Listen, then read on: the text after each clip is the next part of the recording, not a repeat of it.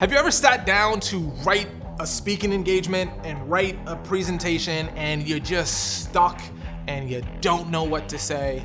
There's a very specific reason why that happens, and I'm gonna show you how to overcome it so you can put together the best possible content for your next speaking engagement. Tell me if this sounds familiar. You agree to do a speaking engagement and your excitement starts out super duper high. You're like, oh, this is awesome. It's gonna be great. I'm gonna do this speaking engagement. I'm in front of all these people. This could change my entire business. And then you sit down to actually put together the speaking engagement and you're like, what in the heck should I say? What goes in the beginning? What goes in the middle? What goes in the end? What story should I tell? And then you start putting it together and you're like, yeah, it's getting good. But then you go, this sounds so generic. It sounds like everyone has said this before. There's nothing new about what I'm saying. And then you start having questions about, do I even have enough content for a whole hour? Why is anyone going to want to hear me speak? And then you actually start beating yourself up because you don't want to mess up and you see the stage and the opportunity and you don't want to waste it, but you just can't seem to get over that writer's block or speaker's block or whatever it might be. So I want to break down why that happens and one of the best and easiest ways to get out of it. So there's two frameworks that your mind is in. There's the flow state and then there's the critical thinking state. Believe it or not, the flow state is when you are saying and being and doing the best possible information. The critical thinking is when you're trying to recreate the flow state and you usually fail at it. I know I do horribly. Now here's what's fascinating about it. When I work with my clients, I'll ask them questions. They'll say, oh, I'm stuck. I don't know what to say. I start asking them certain questions and they say the most beautiful things. Now in the beginning of my career, I would say, oh, that was perfect. Just say that and you're good. And 100% of the time, do you know what they would say to me? What did I just say? Have you ever had that experience? You ever say something that's like magical and someone goes, oh my gosh, that was incredible. And then you say, I'm sorry, I was in the zone. I was in flow. What did I just say? And it's like, oh, I can't repeat what you just said, but it was perfect. And you're like, oh, dang it. Have you ever been giving advice to someone and you're giving them the best advice and then you go, wow, this is really good. I should probably use this for my speaking engagement. And then you sit down with your critical thinking framework on and you're trying to recreate what you said and you can't. One of the big problems that people have is when they sit down, they're trying to create their presentation from a critical thinking perspective. And you can't do that as well when you're in a flow state. Now, with my clients, the benefit of them working with me is that I'm the one asking the questions and they're just answering and I'm taking down what they're saying. So they can just worry about being in that flow state. And then when they're done, I'm like, here's what you just said. And it's always funny because this happens with a large majority of the folks I work with. I'll say something and then they'll say to me, oh my gosh, that's amazing. And I'm like, I'm literally saying word for word what you just said. But when we're speaking from our flow state, typically we can't even remember what we say. And when someone else says it, it's almost like we didn't know we are the ones who said that in the first place.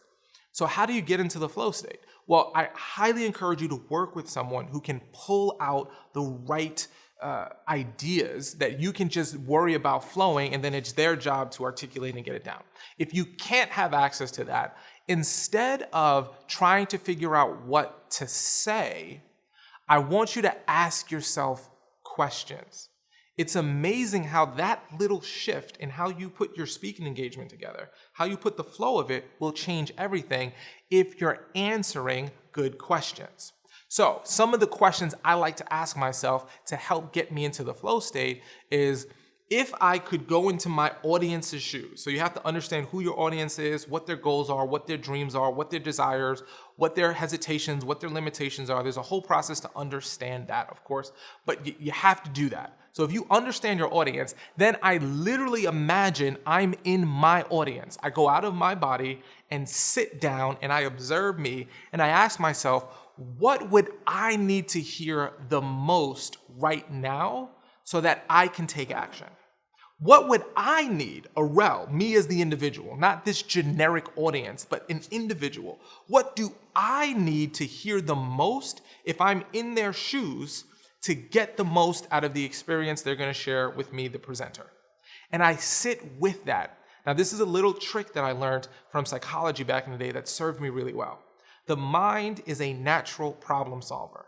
We hate having a question without the answer. We hate it.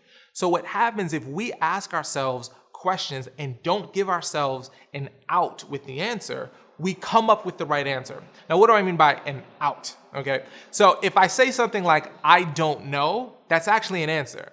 So if I ask myself, what does my audience need to hear the most right now based on what I know about them? And if I go, I don't know, that's actually an answer and my mind shuts off. But if I don't allow myself to say I don't know, if I just sit and think with it, it's amazing how our brain doesn't like not knowing the answer and starts working together to come into the flow. Well, I'd probably want to know this. And then I was like, well, what would I want to know about it? Well, I want to know this, and I want to know that, I want to know this. And then boom, I start just jotting it down. Because I realize if I try to write down my flow state, it doesn't really work for my particular brain. I might bullet point it. The first thing you want to do is really get clear on who the audience is. The next thing you want to do is get clear on where do you want to take them. What do they need to know the most? What is the end goal at the end of the presentation that if they thought this, if they saw this, if they did this, it would have the highest impact? And the way that you do that is you get into the shoes of your audience and think about your individual needs. I'll give you a little bonus tip here. Most people, when they think about an audience, they think of them as this like monolith, this like generic like glob of a human. It's better to think more to an individual. I like to think about myself. What do I need to hear? Or I think about an avatar, a description of my ideal audience member and what they need to hear based on what I know of them, right? So I think about what is it that they need to hear? Then I ask this very important question. What have they heard 1,000 times already? Because if I'm going to say something like trust your gut or believe in yourself or something generic like that, they've heard it 1,000,000 times. What I'm going to say is not necessarily going to impact them. So I need to think about what is it that I want to say that's unique that also hasn't been beat to death 1,000 times. Then I start asking really interesting questions. This is a very interesting one. Why won't my audience believe me? This is important. Most people never ask themselves this question. Every single presenter will have perceived barriers. People might say something like, oh, that's easy for you to do because you're a man and I'm a woman, or because you're a woman and I'm a man, or because you have money and I don't have money, or because you already have an established brand and I don't. There's 1,000 reasons why people won't believe. Now, for me, sometimes when I speak to older audiences, they may not believe me simply because there's a lot of people with a perceived bias that if I'm younger than them, they can't learn from me. Now, obviously, that's not true. We can learn from people from any age. But I've got to be aware of who my audience is. I remember I did a presentation for a group of literally billionaires and millionaires in the real estate industry. And I was doing a presentation to them, and frankly, I'm not a billionaire in the real estate world. I don't know that industry well, but I realized my job isn't to be an expert in that industry. My job is to be an expert in what I know.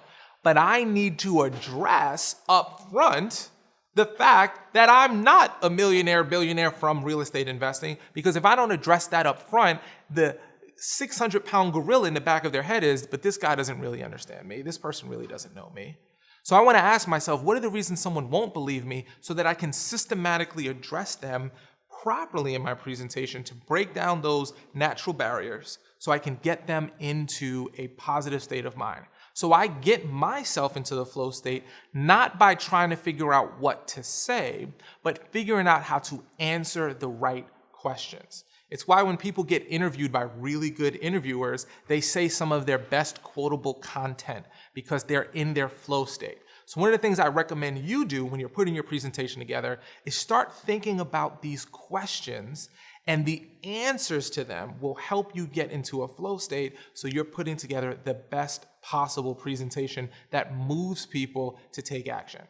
Now, if you have any questions at all about what are the right questions you should be asking yourself, or what are the right ideas to get you into a flow state so your audience can be impacted, so you can move them to change their perspective, take action, and make a difference in the world, if you realize that you can really step up your business and you've been wanting to do it and leveraging public speaking, in person or virtual, you know is the single most important way to do it, which it is, I'd love to help you with that. So head over to arelmoody.com/talk.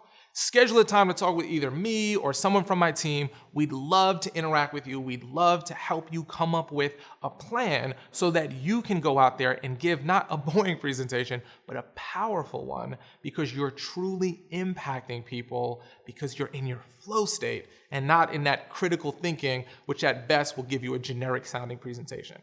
So head over to arelmoody.com/talk, set up a time to talk with me or someone else from my team. I promise you it'll be one of the most valuable hours you spend in building your brand and attracting high quality clients. Keep doing what you're doing. I'll see you in the next video. And remember, stay awesome.